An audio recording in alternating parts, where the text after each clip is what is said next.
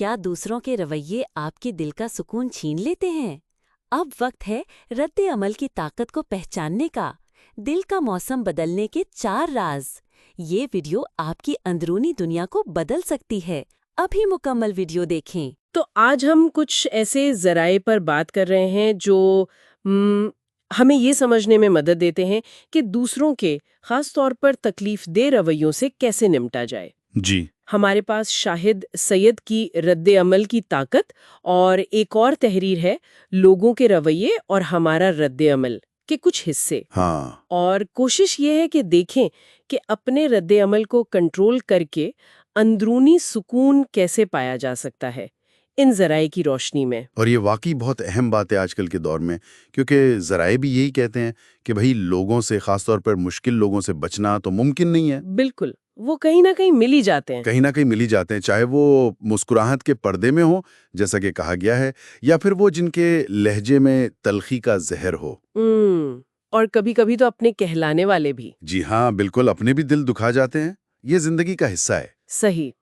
لیکن جو بات مجھے ان ذرائع میں بہت طاقتور لگی وہ یہ کہ اصل کنٹرول، اصل طاقت دوسروں کو بدلنے میں نہیں ہے، بالکل نہیں، بلکہ اپنے رد عمل کو سمجھنے اور سنبھالنے میں ہے۔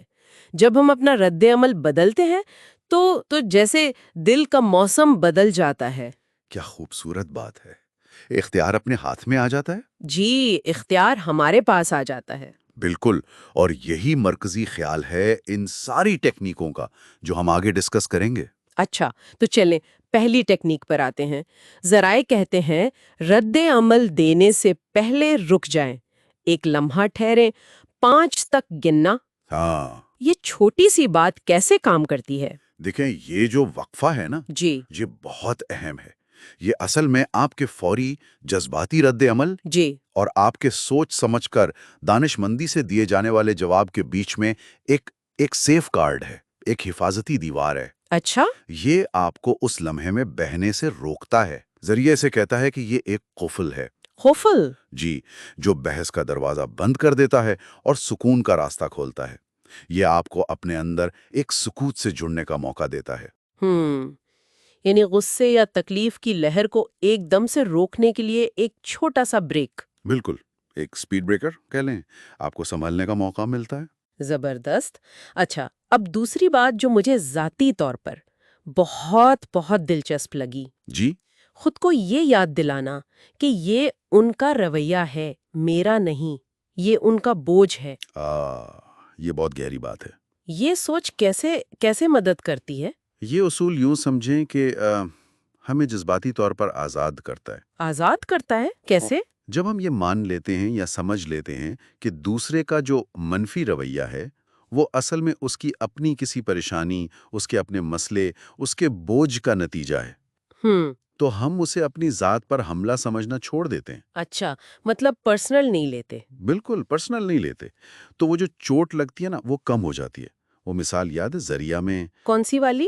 دریا اور پتھر کی۔ جی جی۔ آپ دریا ہو، وہ شاید پتھر، مگر دریا کبھی اپنی روانی پتھروں کے خد و خال سے نہیں بدلتا۔ واہ! اس سوچ سے کنٹرول واپس آپ کے پاس آ جاتا ہے۔ آپ دریا ہیں، آپ اپنی روانی برقرار رکھیں۔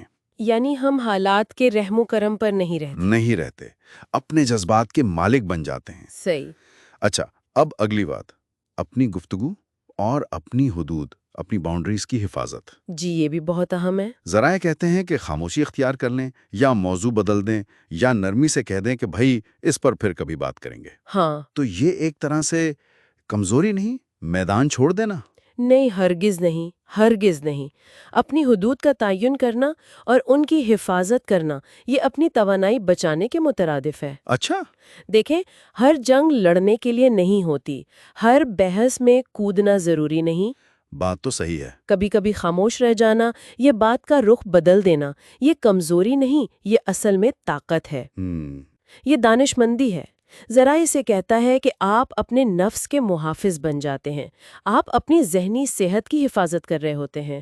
صحیح کہا، اپنی انرجی کو فضول بحث میں ضائع نہ کرنا، یہ واقعی اہم ہے۔ بالکل۔ اور آخر میں ایک یہ تصوراتی محافظ دائرے کا آئیڈیا۔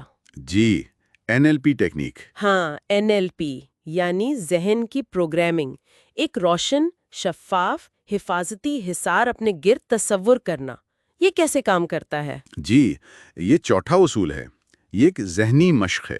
آپ تصور کرتے ہیں کہ آپ کے ارد گرد ایک انرجی فیلڈ ہے، ایک روشن دائرہ ہے، ٹھیک ہے۔ اور یہ دائرہ ایسا ہے کہ باہر سے آنے والی جو منفی باتیں ہیں، تلخ لہجے ہیں، جو نیگیٹیوٹی ہے، ہاں، وہ اس دائرے سے ٹکرا کر وہیں رک جاتی ہے یا فلٹر ہو جاتی ہے، اور صرف اچھی، مثبت، پرسکون توانائی ہی آپ تک پہنچ پاتی ہے۔ اچھا، یہ تو بڑا دلچسپ خیال ہے۔ جی، بنیادی نقطہ یہ ہے کہ جب آپ اپنی اندرونی دنیا کو، اپنی ذہنی حالت کو مضبوط بنا لیتے ہیں نا، تو باہر کی جو منفی اثرات ہیں، تو زخم ہیں، وہ آپ پر اثر انداز نہیں ہوتے۔ یہ شعوری کوشش، جیسے ذریعہ کہتا ہے، لاشعور کے اندھیروں میں چراغ جلا دیتی ہے۔ واہ، تو ان سب باتوں کا، ان تکنیکوں کا خلاصہ کیا نکلا؟ لب لباب کیا ہے؟